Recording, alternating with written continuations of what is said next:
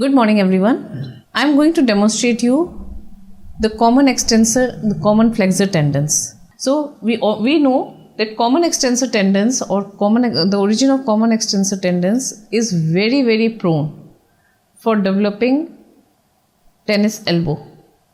So how do we demonstrate a normal tennis elbow and how is a pathological scene and what all can be done for the tennis elbow and the golfer elbow? This is what I'll be covering in this video. So this is my subject Lucky, who is an observer and is physically fit. The position of the patient is I place the elbow, I make the patient lie supine, the elbow is placed relaxed on the bed and the thumb is in a thumbs up position. By doing so, I have exposed the lateral epicondyle, which is right here, and along the lateral epicondyle I can feel the shaft of the radius. I place my probe along the shaft of the radius with the cranial end of the probe right on the lateral epicondyle. Bring my focus up and again, as we do in blind, in ultrasound also we have got sonoacoustic landmarks. This is the lateral epicondyle, this is the lower end of the humerus, this is the capitulum, this is the radius, head of the radius, and this is the common extensor origin. If I trace this common extensor origin from posterior, this is the most posterior image. Right here you can see the fringe of the joint space. This is the this is the tendon right here, and I am going anteriorly, and this is how I demonstrate my common extensor origin. Right? This right here is the common extensor origin. Till the origin of the muscles which are right here. Okay. See the homogeneous structure of the common extensor origin. If at all there is an area of heterogeneity or hypoechogenicity within the tendon anyway, we know that the patient has developed tendinosis or the patient has got lateral epicondylitis. We can see the smooth contour of the bone right here. If this bony contour shows a spike or an irregularity, we again know that there is a spur which is irritating the tendon at that place. So after demonstrating and finding out what actually is the pathology, which you can see right here, this has got no pathology, but if at all there is a pathology, we can put in the PRP, which is a proven method to heal the common extensor tendons. So how do I do that? I place my probe in the long axis of the radius and the area of interest, that is when I do the ultrasound, I find out the area of the interest. For example, if my area of interest is right here, okay, this is the area of interest. So I keep it in the center of the screen and this way, and I go in the long axis of the probe. Can you see? And within the tendon, that is, we inject the PRP intratendinous. So this is the way to infiltrate into the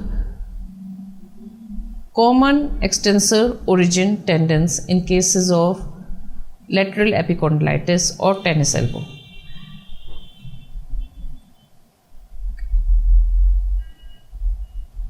Now after demonstrating the tennis elbow, I need to demonstrate you the common flexor origin. Now what we saw in the common extensor origin, the tendon was long, but in common flexor origin, the length of the tendon is relatively short. See, what I do is I make the hand of the patient keep the hand of the patient in extension. Again, place my probe over the medial epicondyle, the bony landmark here, and along the shaft of the radius. Right there, I freeze the image, and here you can see the short short tendon, short common extensor tendon origin, and the muscle bulk starting right here. So this is the common extensor. See the homogeneous echogenic structure of the common extensor origin. I need to make sure that the hand is totally extended and a little more is hyperextended so that I can visualize the tendon in one go.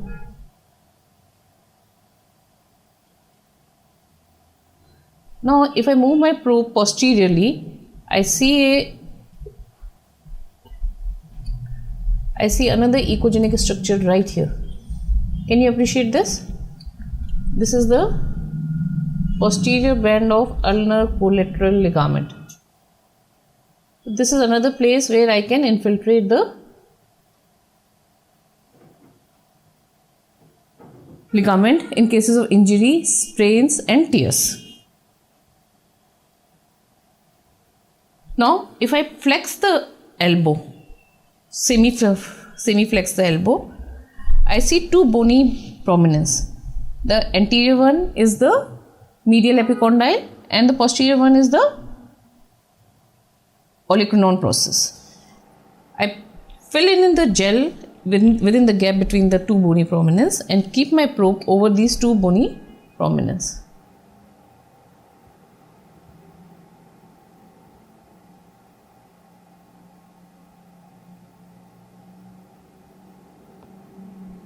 Right here.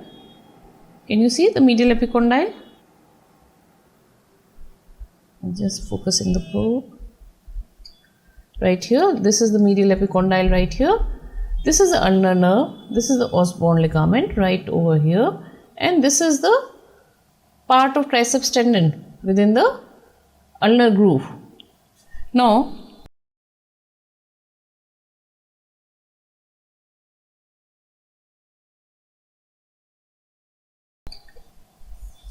coming back here, if I flex the elbow, I see the ulnar nerve going anteriorly, but it doesn't subluxate. It just stops at the margin of the medial epicondyle. That indicates that the Osborn ligament is intact and there is no clicking or dislocation of the ulnar nerve. If at all there is dislocation, for demonstrating the dislocation, I just need to keep the probe in like this, see the ulnar nerve and do the flexion and see the ulnar nerve moving, but it remains limited by the medial epicondyle. So this is a dynamic maneuver to demonstrate the subluxation of the ulnar nerve. The last but not the least intervention in the elbow is the joint infiltration. So for the joint infiltration, I'll ask the patient to turn prone. उल्टा हो जा, back हो जा.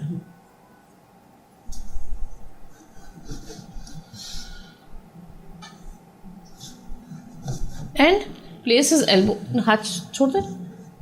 This is the position. This is the frog position in which the elbow is pointed towards me. And I place my probe again over the shaft of the humerus.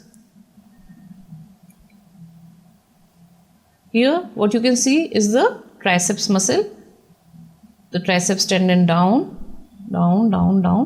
and here is the olecranon fossa.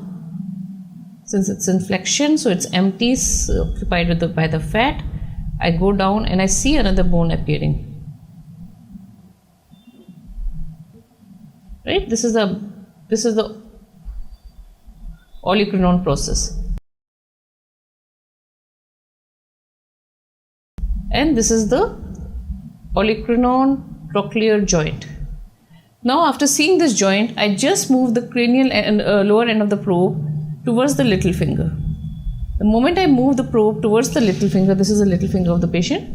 The moment I do that, the joint space opens up and I am able to visualize the joint space much better. And at this point, just stabilizing my probe again, I can infiltrate right like this from superior to inferior side.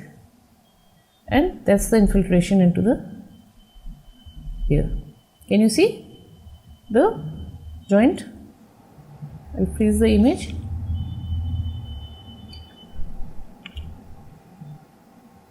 And what can you see here is the joint fringe. So that completes my elbow interventions.